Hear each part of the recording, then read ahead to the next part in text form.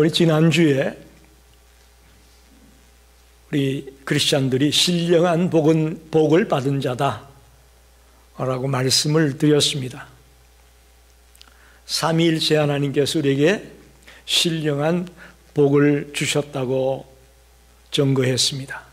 성부 하나님은 선택의 복을 우리에게 주셨고, 성자 하나님은 구속의 복을 주셨고, 성령 하나님은 인치심에, 보정하심에 복을 주었다라고 말씀을 드렸습니다. 어떻게 한 주간 살면서 그 말씀을 가지고 복되게 사셨나요? 신나게 사셨나요? 안타까운 것은 이렇게 엄청난 복을 받았다는 사실을 과연 이 땅의 그리스도인들이 얼마나 알고 생활하고 있을까 생각할 때에 지극히 소수의 사람만이 내가 이 엄청난 신령한 복을 받은 자라는 감격을 갖고 살고 있지, 대다수의 교회 다니는 사람들은 이 감격을 잃어버리고 살고 있다라는 생각이 듭니다. 우리 시카고 열린교회 성도들이 절대로 이 감격을 놓치지 말기를 부탁드립니다. 그러면 아마 여러분의 앞으로의 삶이 활력이 넘치고 감격이 넘치고 기쁨이 넘치는 그런 삶으로 바뀌어질 줄 믿습니다. 이제 오늘 바울은 나는 에베소 교회 교인들을 위해 기도하고 있다라고 말합니다. 특별히 이 신령한 복이 아직도 무엇인지 모르고 있는 그들을 위해서 내가 기도하고 있다라고 말합니다. 15절 16절을 보면 이렇게 시작합니다. 이로 말미암아 주 예수 안에서 너희 믿음과 모든 성도를 향한 사랑을 나도 듣고 내가 기도할 때에 기억하며 너희로 말미암아 감사하기를 그치지 아니하고. 바울은 지금 에베소 교회 성도들을 위해서 계속해서 기도하고 있다라고 말합니다. 그리고 이제 17절 이하 23절까지에는 그럼 도대체 뭘 기도하느냐? 기도의 내용이 뭐냐라는 걸 설명해 주고 있습니다. 지금 바울의 기도는 자기를 위한 기도가 아니잖아요. 그죠? 에베소 교회 성도들을 위한 기도입니다. 이건 다시 말하면 중보기도예요. 중보기도. 남을 위해서 내가 그 이름을 불러가면서 기도하는 거죠. 목사와 사모도 새벽마다 여러분의 이름을 빠뜨리지 않고 부르고 있습니다. 중보기도 하고 있습니다. 지금 바울이 그렇습니다. 감옥에 갇혀 있는 자기를 위해서 기도하고 있는 게 아니라 자유롭게 신앙생활하고 있는 에베소 교회 성도들을 위해서 내가 중보기도 하는데 특별히 알게 해달라고 기도한다는 거예요. 좀 새롭습니다. 우리가 보통 기도할 때 어떤 기도를 하죠? 달라는 기도 많이 하잖아요. 그죠?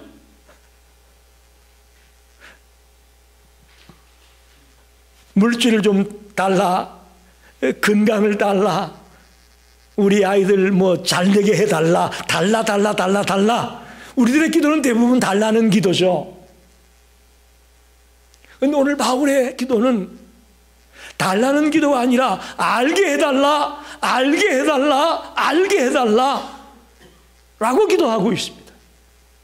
그래서 오늘 설교 제목이 깨달음을 위한 기도.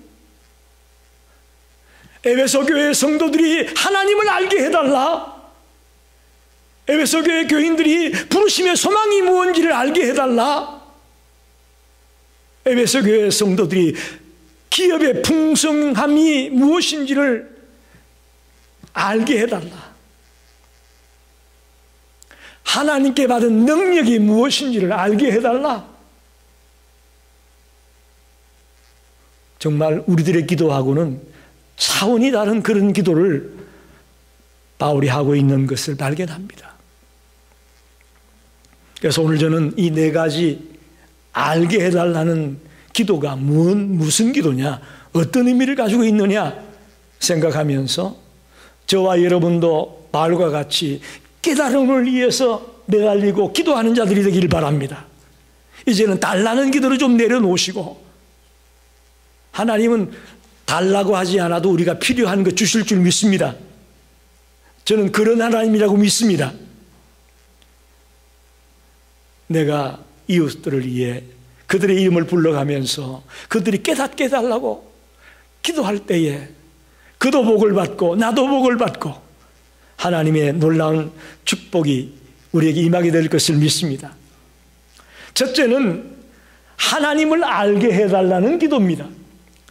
17절을 보면 우리 주 예수 그리스도의 하나님 영광의 아버지께서 지혜와 계시의 영을 너희에게 주사 하나님을 알게 하시고, 지금 에베소 교회 교인들이 예수를 믿는 사람이 아니요, 믿는 사람이잖아요. 그런데 그들을 위해 기도하는데 하나님을 알게 해달라고 또 기도를 하고 있습니다. 이게 좀 기도가 잘못된 거 아니냐, 이런 생각을 할 수도 있습니다. 한번 묻습니다. 여러분, 우리가 예수님을 믿는다고 해서 하나님을 다 압니까? 성도들 붙들고 하나님이 누구요? 물어보면 제대로 대답하는 사람 많지 않아요. 예수 믿는다고 하나님을 다 아는 게 아닙니다. 쉽게 말하면 우리가 대통령을 뉴스를 통해서 압니다. 그죠? 갖가지 TV나 라디오나 신문지상에서 인터넷에서 대통령이 뭘 했다, 어떤 사람이다 얘기하는 우리가 알고 있습니다. 그건 대통령의 간에서 알고 있는 거고, 대통령을 직접 개인적으로 만나서 교제하고 사귀고 지내면서 아는 거하고는 다르죠. 같습니까? 다릅니까? 다르죠. 대통령의 간에서 아는 것과 대통령과 직접 개인적으로 친밀하게 교제하면서 아는 건 천지차이입니다. 다른 거예요. 여러분의 저나 한국에 살다가 미국에 이민 왔는데, 우리가 한국에 있을 때도 미국을 알았죠. 그죠? 저쪽에 태평양 건너 저쪽에 가면 미국이란 나라가 있다, 뭐 다 알고 있습니다. 근데 얘기로 듣던 미국과 우리가 직접 미국에 와서 보고 경험하고 부딪히게 되니까 같습니까? 다릅니까? 다르잖아요. 한국에서 내가 미국 안다라는 것과 미국에 와서 살아보면서 내가 미국을 안다, 이건 천지 차이요. 천지 차이입니다.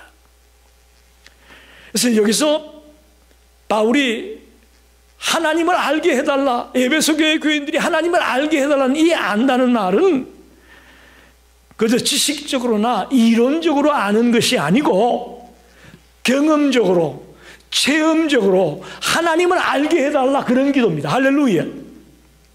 저는 우리 치카고 열린교회 성도들이 하나님을 경험적으로, 체험적으로 알게 되기를 바랍니다.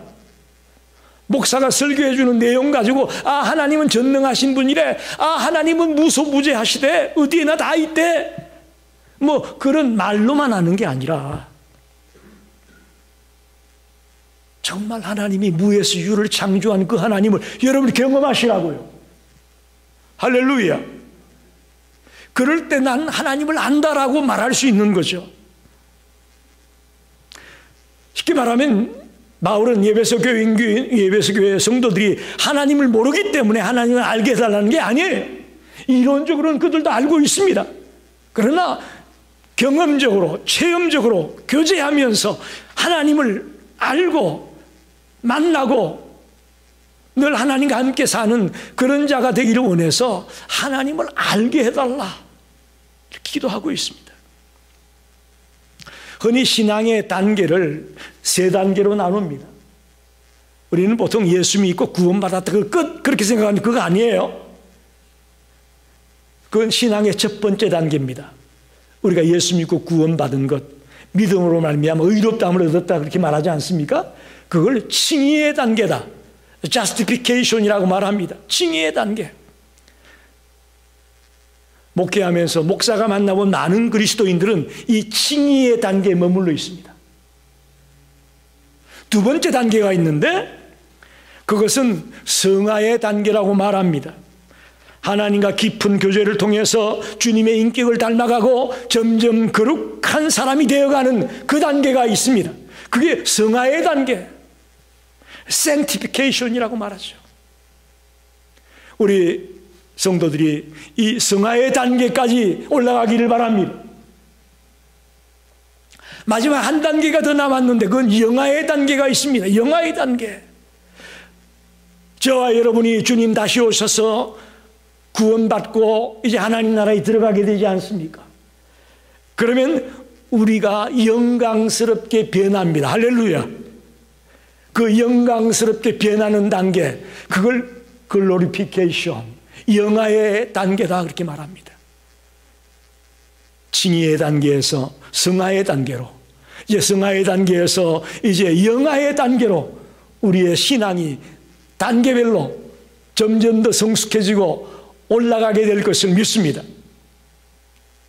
이 말은 우리의 신앙도 하나님을 알면 알수록 점점 더 풍성해지고 점점 더 성숙해지고 점점 더 깊어진다는 겁니다. 할렐루야. 그래서 우리가 왜 바울이 하나님을 알게 해달라고 기도했을까라는 말씀이 깨달아집니다.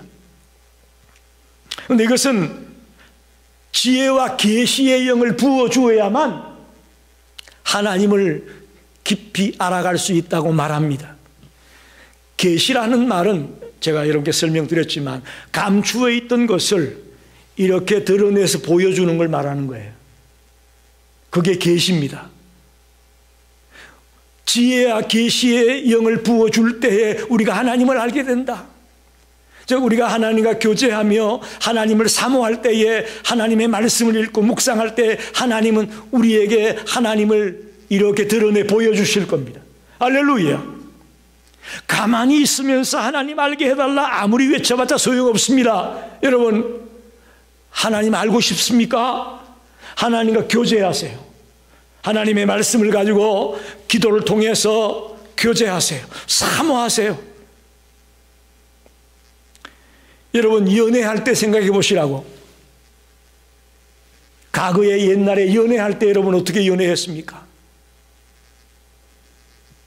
사랑하는 사람에게 정말 열정을 가지고 사랑하고 사모하고 관심을 기울이고 모든 최선을 쏟아부었지 않습니까? 그럴 때 사랑하는 사람을 알아가잖아요.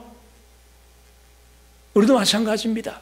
하나님을 알고 싶다면 지혜와 계시의 영을 통해서 하나님이 우리에게 자신을 보여드릴 수 있도록 그렇게 사모하며 말씀을 읽고 묵상하고 그 말씀을 붙들고 기도하고 그러면서 나아가다 보면 야, 내가 믿는 하나님이 이렇게 놀라운 분이구나 하는 것을 발견하고 깨닫게 될 줄 믿습니다. 그걸 여러분이 체험하시기 바랍니다. 두 번째 기도는 하나님의 부르심의 소망이 무엇인지를 알게 해달라. 18절 상반절에 너희 마음의 눈을 밝히사 그의 부르심의 소망이 무엇이며 그렇게 말합니다. 부르심이라는 말은 조금 신학자들이 또 신학교에 사용하는 말로 바꾼다면 소명이라는 말입니다. 소명. 콜링이라고 하죠. 콜링, 소명. 그래서 세미나리에 입학시험을 치르고 면접을 하는 과정이 있는데 그 면접을 하면 교수들이 면접할 때 꼭 묻는 말이 있습니다. 모든 학생들에게 동일하게 묻는 질문이에요. 자네는 소명을 받았나? 이걸 묻습니다. 그저 다른 학교에 시험 봐야 되는 실력이 안 돼가지고 갈 데가 없으니 할 수 없이 신학교 와서 시험 보는 거 아니냐? 그걸 묻는 거예요. 정말 너가 하나님의 부름을 받고 영혼 구원을 위해서 주의 말씀을 전하기 위해서 그런 부르심을 받았냐? 그래서 신학교에 왔냐? 그걸 묻는 거죠. 그런데 여러분 저는 목회자가 되기 위한 신학생들만 소명을 받는 것이 아닙니다. 이 땅의 모든 그리스도인들은 소명을 받았다는 것을 믿으시기 바랍니다. 여러분도 주님의 부름을 받았기에 이 자리에 나온 겁니다. 아멘입니다. 내가 부름받아서 여기 앉아 있다고요. 마태복음 11장 28절에 수고하고 무거운 짐진 자들아 다 내게로 오라. 부르심이 바로 이겁니다. 내게로 와라. 수고하고 무거운 짐진 자들아 다 내게로 와라. 주님이 부르시고 있어요. 이게 부르시는 거예요. 히브리서 3장에는 이걸 하늘의 부르심이라고 말합니다. 그러므로 함께 하늘의 부르심을 입은 거룩한 형제들아, 우리를 부르심은 땅의 부름이 아니라 하늘의 부르심입니다. 가장 높은 곳으로부터 우리를 불러주셨습니다. 할렐루야. 디모데후서 1장 9절에는 하나님이 우리를 구원하사 거룩하신 소명으로 부르심은 거룩한 소명으로 우리를 불렀다고 말합니다. 우리의 행위대로 하심이 아니요 오직 자기의 뜻과 영원 전부터 그리스도 예수 안에서 이렇게 주신 은혜대로 하심이라. 주님께서 거룩한 부르심으로 우리를 불렀다고 말합니다. 여러분, 목회자가 될 사람만 부르는 것이 아니고 이 땅의 모든 주님의 자녀들은 하늘의 부르심이요 거룩한 부르심을 받은 자임을 믿으시기 바랍니다. 부르심의 소망을 알게 해달라. 여러분, 왜 불렀을까요? 우리를. 이게 중요합니다. 부름을 받았다는 게 중요한 게 아니라 그럼 왜 불렀느냐, 이게 중요하죠. 왜 불렀을까요? 내가 너희를 쉬게 하리라. 안식을 위해서 우리를 부르셨습니다. 제사함을 주시려고 부르셨습니다. 구원을 주시려고 부르셨습니다. 이거 아직 실감이 안 나시는 모양인데 가만히 눈만 멀뚱멀뚱 뜨고 계시는데 아멘이에요. 정말 복을 주시려고 부르셨습니다. 기쁨을 주려고 부르셨습니다. 평안을 주시려고 부르셨습니다. 이게 우리를 부를 목적이에요. 불러놓고 그냥 아무것도 안 하고 가만히 있는 거 아니에요. 왜 부르셨느냐? 이유가 있습니다. 안식 주시려고, 죄를 사해 주려고, 구원을 주시려고, 기쁨을 주려고, 평안을 주려고, 더 나아가 사명을 주시려고, 할렐루야, 일시키려고 부르셨다는 거예요. 그래서 제가 이 말을 제일 나중에 하는 거예요. 처음부터 사명 주려고 불렀다고 하면 아이고 난 자신이 없는데 기죽을까 봐. 여러분, 은퇴하신 분들이 얘기하는데 은퇴하고 일을 안 하니까 몸이 약해지는 것 같고 치매도 빨리 오는 것 같고, 그러면서 하시는 말씀이 은퇴한 뒤에도 할 일을 찾아라. 그게 은퇴하신 선배 목사들의 얘기요. 은퇴한 뒤에도 할 일을 가지고 있어야 된다. 규칙적으로 일하고 생각하고 몸을 움직이고 해야 치매도 안 걸리고 건강하다, 우울증도 안 걸린다. 여러분, 우리가 하나님 부르셨는데 복만 주고 구원만 주고 아무것도 안 시키면 우리 병들어요. 일을 해야 돼요. 할렐루야. 일하라니까 다 그냥 깜짝 놀래가지고 쳐다보시는데 아멘이에요. 일할 수 있다는 게 얼마나 축복입니까? 여러분, 일할 수 있다는 거 축복이요. 하나님이 우리에게 사명을 주려고 부르셨다는 것을 아십시오. 그 일이 찬양대가 될 수도 있고, 음식을 만드는 게 될 수도 있고, 기도하는 게 될 수도 있고, 나가서 형제들에게 예수 믿으라고 전하는 것이 될 수도 있고, 직장이나 직장 동료들에게 선한 영향력을 끼치는 그리스도인답게 사는 게 될 수도 있고, 그건 다양합니다. 할렐루야. 꼭 뭐 목사가 돼가지고 강단에서 설교하고 뭐 이것만이 사명이 아니에요, 여러분.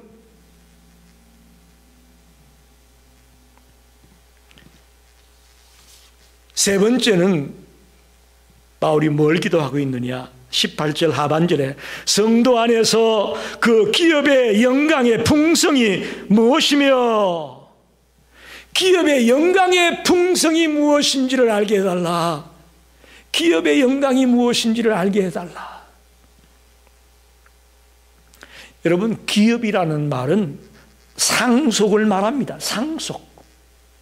상속 뭔지 아시죠? 우리가 이 다음에 주님께로부터 받게 될 상속이 무엇인지를 알게 해달라는 말과 같습니다. 주님은 상속할 것을 조금 남겨놓은 게 아니라 풍성하게 남겨놓으셨다고 말합니다. 할렐루야. 우리에게 상속해 주시는데 감당할 수 없을 만큼 어마어마하게 풍성한 것들로 준비해 놓고 있다고 말합니다. 여러분, 그리스의 선박왕 오나시스를 아시죠? 그 오나시스가 자기 외동딸에게 수십억의 재산을 남겨놓고 죽었어요. 그런데 안타깝게도 이 딸이 부모에게 유산을 받고는 얼마 못 가서 죽어버렸어요. 그래서 그 어마어마한 유산이 3살짜리 딸에게, 즉 오나시스의 외손녀에게, 3살짜리 외손녀에게 이 수십억의 유산이 물려졌습니다. 3살짜리가 뭘 알겠어요? 그죠? 처음에는 이 3살짜리가 아무것도 몰랐습니다. 그러나 시간이 지나면서 성장하면서 자기가 받은 이 유산이 얼마나 어마어마한 것인가를 깨닫게 될 겁니다. 중요한 것은 내가 오나시스의 외손녀라는 사실을 알아갈 때에 자기가 어마어마한 상속을 받았다는 것을 알게 될 것입니다. 할렐루야. 마찬가지입니다. 저와 여러분은 하늘나라의 엄청난 아버지의 기업을 상속받은 자임을 하나님을 알아가면 알아갈수록 알게 될 것을 믿습니다. 오나시스의 외손녀가 그래서 수십억 달러의 유산 받은 그거하고는 비교가 안 되는, 지난주에도 말씀드렸지만 예수님짜리의 유산, 하나님짜리의 유산, 그것이 우리에게 주어질 기업의 영광의 풍성함이라는 사실을 알게 해달라. 그렇게 지금 바울은 기도하는 겁니다. 우리는 꼭 우리 손에 뭐가 들어와야만 뭘 받았다라고 생각하는데, 여러분, 눈에 보이는 것보다 눈에 보이지 않는 게 더 크다는 걸 우리가 몰라요. 여러분, 우리가 지금 아무리 보려고 지구가 둥그런 게 보입니까? 지구 밖에 나가서 저 우주에 나가서 볼 때 지구가 둥그런 게 보이잖아요. 우리 눈으로는 보는 게 이게 다 불확실해요. 불안정하고요. 하나님의 상속은 눈에 보이지 않는, 정말 우리가 상상할 수 없는 엄청난 상속이 있다는 것을 알게 해달라고 바울은 기도하는 겁니다. 여러분, 환경을 바라보지 마십시오. 아이, 무슨 목사님, 내가 지금 예수 믿는다고 하는데 사는 꼬라지는 이건데 무슨 상속, 아이고 택도 안 들은 소리 알고 계시네. 여러분, 환경을 보지 마세요. 여러분의 지금 여건을 보지 마세요. 우리 하나님은 그걸 뛰어넘는 하나님을 믿습니다.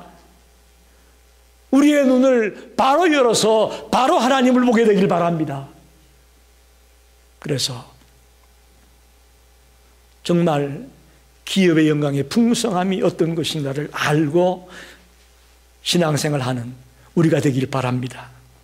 마지막으로 19절에 보면 그의 힘의 위력으로 역사하심을 따라 믿는 우리에게 베푸신 능력의 지극히 크심이 어떠한 것을 너희로 알게 하시기를 구하노라. 베푸신 능력이 얼마나 큰지를 알게 해달라. 그렇게 기도하라는 것이죠. 여러분, 앞으로 베풀어 주실 것이 아니고 이미 베풀어 주신 겁니다. 할렐루야. 뭐예요? 그러니까 우리는 이미 하나님 능력을 베풀어 주었는데 그걸 모르기 때문에 사용을 못하는 거예요.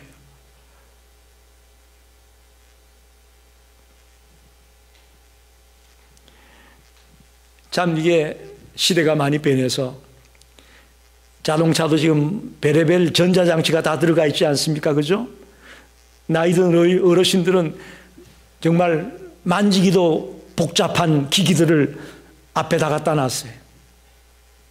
특히 셀폰만 해도 그렇잖아요. 어르신들한테는 접이식 폰이 왜 이렇게 편할 수도 있어요. 뭐 별의별 장치가 다 들어가 있으니까 오히려 복잡하고 혼란스럽죠. 그런데 알고 내가 그걸 사용할 수 있으면 얼마나 편하고 좋습니까? 그래? 셀폰이 손에 들고 다니는 컴퓨터 아닙니까? 쉽게 말하면 마찬가지예요.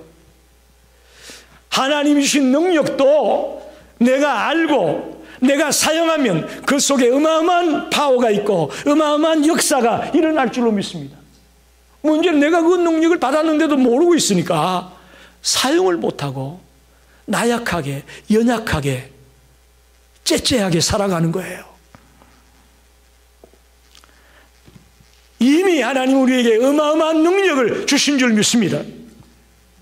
대표적인 인물이 바울이에요. 여러분, 바울이 육체에 가시도 있었고 예수 믿는 자를 핍박했다가 따돌림도 당했고, 그죠? 여러 가지 여건으로 볼 때 바울이 그렇게 힘있게 복음 전거하고 쓰임받을 만한 그런 조건이 있는 사람은 아니었습니다. 근데 그는 이 하나님이 베푸신 능력을 알았어요. 할렐루야.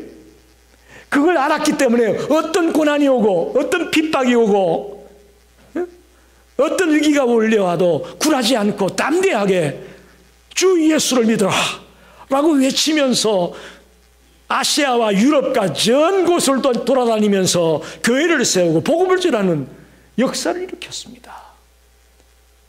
그게 하나님의 능력을 받았다는 것을 아는 자와 모르는 자의 차이라고 저는 봅니다. 저와 여러분이 왜 바울처럼 못 살까?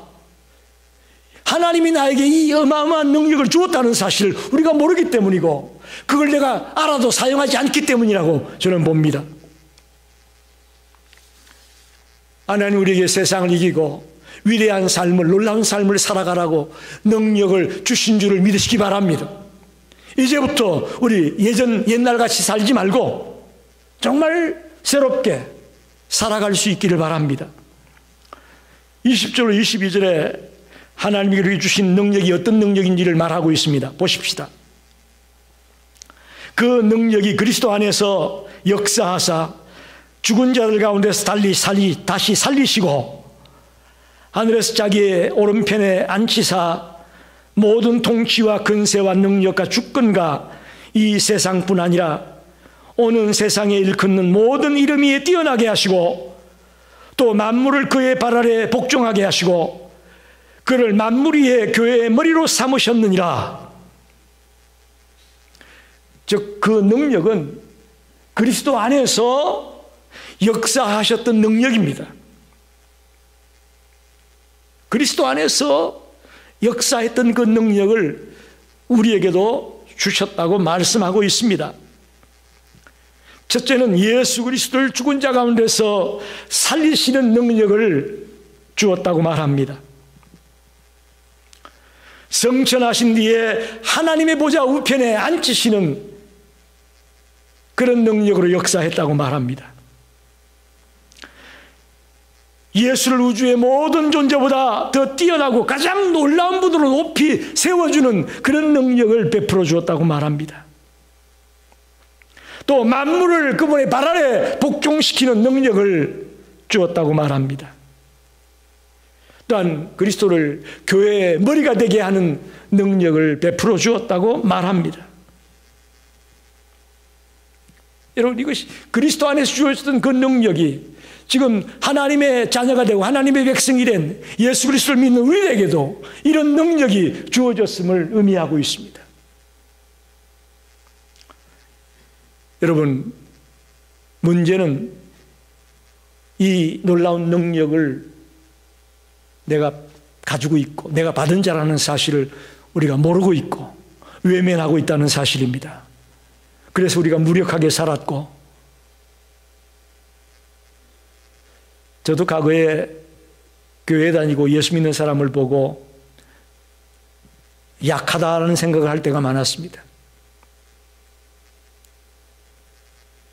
싸우기도 싫어하고 그냥 조용히 숨어 지내는 자 같은 그런 모습으로 살아가는 자들이 그리스도인이라는 생각을 주님을 만나기 전에는 했었습니다. 그게 아니에요.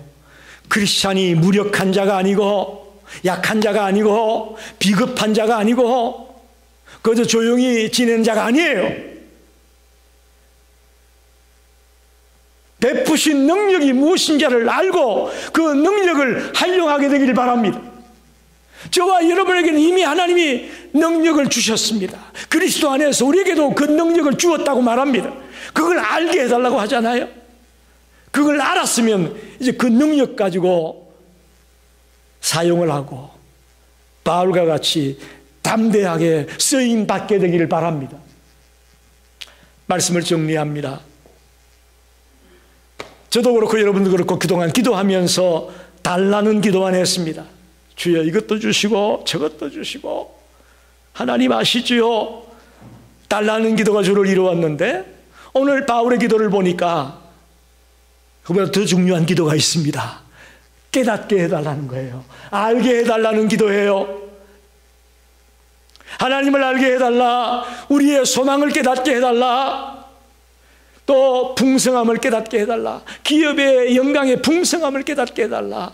베푸신 그 능력을 깨닫게 해달라. 바울은 이 놀라운 도전을 에베소 교회 교인들에게 던지고 있습니다.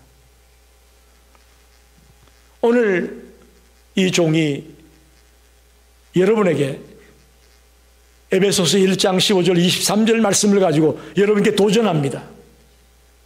여러분의 기도가 깨달음의 기도가 되길 바랍니다.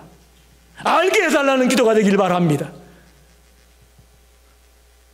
엄청난 것들이 있음에도 불구하고 내가 모르기 때문에 쭈삣쭈삣하고 숨어 지내고 비겁한 사람 모습으로 우리가 지낼 때가 참 많았는데 말씀을 듣고 보면 그게 아니잖아요. 알고 보면 깨닫고 보면 그게 아니잖아요. 그러니 이 깨달음을 가지고 오늘부터는 바울같이 이 세상을 변화시켜 나가는 일에 선봉장이 되시기를 간절히 축원합니다. 기도하겠습니다.